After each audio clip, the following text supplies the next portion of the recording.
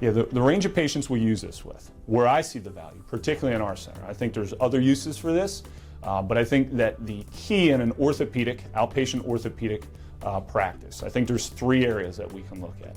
Number 1 is no doubt a total knee replacement. So when we're looking at total knee replacements, we can get them on there very quickly and start to do thousands of repetitions very early in the process that's very comfortable, particularly in those that maybe struggle, that don't have the requisite range of motion to get on other devices, or even struggle with maybe doing some of the active range of motion exercises we have them doing on their own. It's a nice way to get them started quickly, pain-free, with thousands of repetitions right out of the gates.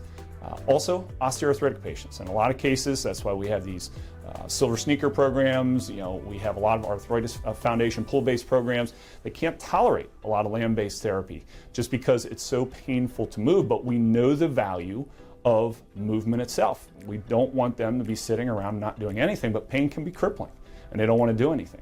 So the osteoarthritic patient, again, this allows for a very short arc of range of motion if we wanted to. And again, those thousands of repetitions are very beneficial to get the nutrients to the joint surface and the tissue surrounding.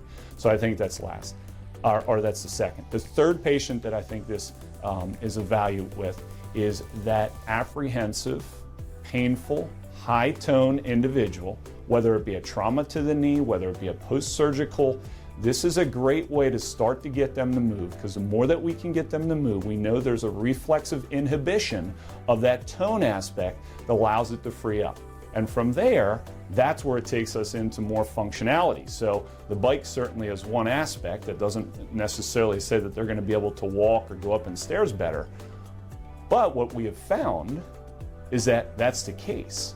We put them on there, we loosen them up, things start to relax, it allows them to get up and has a transfer of training in the functionality of what they do in a standing position. So that's critical because we look for that transfer of training. It's kind of an exercise that you don't expect to get the results in the carryover, but if you can get one exercise or one device that allows it to carry over to something else, you got a great exercise. What we find a lot of times is we go into cookbook exercises in the center where you may be doing something, work on one parameter, but it only works on that one parameter. There is no transfer and carryover. So this allows a carryover to other things.